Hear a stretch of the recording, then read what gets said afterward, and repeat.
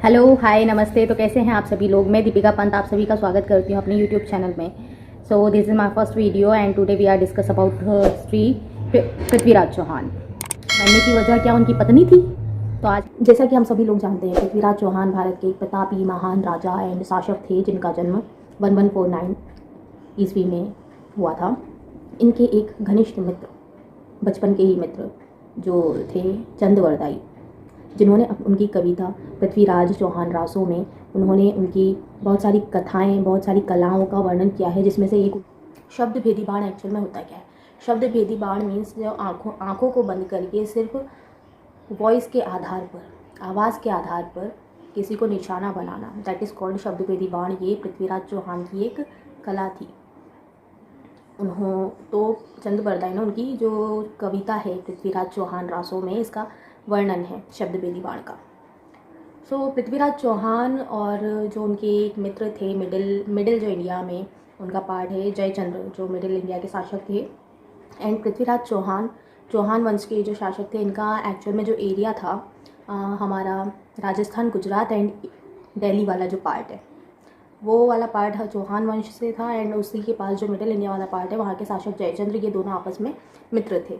अब मित्र थे, जयचंद्र की जो पुत्री का नाम था संयोगिता। पृथ्वीराज चौहान और संयोगिता के बीच में उन दोनों के बीच में आपस में प्रेम संबंध बन गया। और ये चीज़ जयचंद्र को जैसे ही पता चली, उनको ये चीज़ अच्छी नहीं लगी। जयचंद्र को ये बात अच्छी नहीं लगी, तो उन्होंने संयोगिता का स्वयंवर रचाने का फैसला किया। और इसी में उन्होंने पृथ्वीराज चौहान को संयोगिता के स्वयंवर में इनवाइट नहीं किया। इवन उन्होंने इनवाइट ना करके पृथ्वीराज चौहान को कहीं ना कहीं जलील और अपमानित करने के लिए, जो उनके दरबार में जो द्वारपाल थे, द्वारपाल की जगह पर पृथ्वीराज चौहान का जो स्टैचू रहता है, स्टैचू वहाँ पर पृथ्वीराज चौहान का खड़ा कर दिया। संयोगिता को कहीं ना कहीं ये सारी चीज़ें अच्छी नहीं लगी,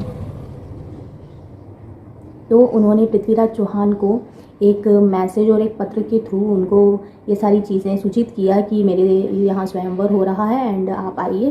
तो पृथ्वीराज चौहान संयोगिता के बुलाने पर आए। तो संयोगिता को वहाँ पर स्वयंवर में आए हुए जितने भी राजा थे उनमें से एक भी राजा उनको पसंद नहीं आया। ये देख करके उनके पिताजी संयोगिता से कहते हैं कि ये क्या है पुत्री। तो ऐसे में संयोगिता जो द्वारपाल के रूप में जो वहाँ पर पृथ्वीराज चौहान का जो स्टैचू खड़ा हुआ था, स्टैचू के पास जाते और स्टैचू को उन्होंने जाकर के वरमाला पहना दी। ये देख करके जयचंद्र और ज़्यादा क्रोधित हो जाते हैं।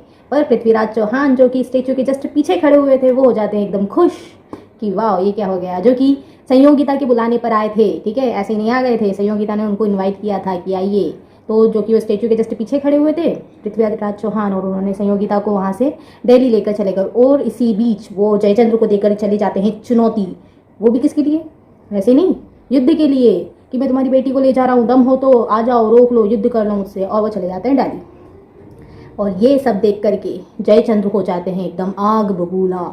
और उनके अंदर कहीं ना कहीं ऑब्वियसली सॉरी मैं क्या बोल रही हूँ, ऑब्वियसली उनके अंदर कहीं ना कहीं युद्ध की ज्वाला भड़क जाती है। और वो इतना रक्त के लिए पिपासु हो जाते हैं कि वो जाकर के जो गौर वंश का जो शासक था, जो ऊपर खड़ा हुआ था पंजाब, सिंध और अफगानिस्तान की बॉर्डर पर, वो गौर से हाथ मिला लेते हैं। क्यों? क्योंकि वो हो जाता है गुस्सा पृथ्वीराज चौहान से, और उन्हें एनी हाउ पृथ्वीराज चौहान को हराना। एंड इसके लिए कौन बना? मोहम्मद गौरी को वो लेते हैं एंड उनको इनवाइट करते हैं कि आइए। तो इसी बीच में 1192 में एक वॉर छिड़ जाती है। किस किस के बीच?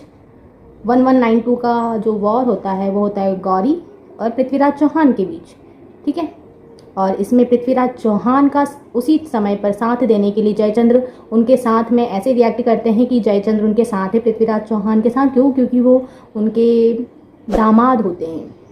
जयचंद्र का दामाद कौन? पृथ्वीराज चौहान। और ये सब वो कहीं ना कहीं पृथ्वीराज चौहान के मन में एक भरोसा उत्पन्न करने के लिए वो अपना सैन्य बल पृथ्वीराज चौहान को दे देते हैं। पर यही सैन्य बल वहाँ जाकर उनके साथ गद्दारी कर देता है। क्यों? क्योंकि वहाँ जब वॉर छिड़ती है तो जयचंद्र के सैनिक ही पृथ्वीराज चौहान को आपस में मारने लग जाते हैं। तो फिर वो वॉर कैसे जीती जाएगी? How can it is possible win? बताइए। यही पृथ्वीराज चौहान मिस्टेक कर देते हैं कि वो जयचंद्र के ऊपर भरोसा कर लेते हैं, अपने ही दोस्त के ऊपर। इसलिए कहा जाता है कि दोस्त भले दोस्त है पर अपनी कभी भी कमज़ोरी, वीकनेस कभी ना बताएं, वो चाहे कितना ही सगा हो, कितना ही आपका घनिष्ठ मित्र क्यों ना हो। बिकॉज हिस्ट्री हमें सिखाती है, हिस्ट्री होती क्यों है, history not for revision, history not for learning, history just for experience. Past के एक्सपीरियंस से फ्यूचर में उसको अप्लाई करके करो, एक्सपीरियंस करो। ओके, सो ये था एक short introduction about Prithviraj Chauhan. और अगर आपको इसके इन डेप्थ में और अगर आपको जाना है तो आप मुझे प्लीज़ कमेंट सेक्शन में आप मुझे बताइए कि आपको कौन कौन सा पार्ट और क्या क्या जानना है। एंड पृथ्वीराज चौहान की डेथ के बाद एक बहुत बड़ा क्वेश्चन आ जाता है कि व्हाट अबाउट संयोगिता, संयोगिता का क्या हुआ। अगर आपको उनके बारे में जानना है तो प्लीज़ आप मुझे कमेंट कीजिए, मैं आपके उसके बारे में भी मैं एक वीडियो ले आऊँगी। And if you like my channel please do subscribe, like and share and love you all. Thank you, thanks for watching my channel. Bye bye.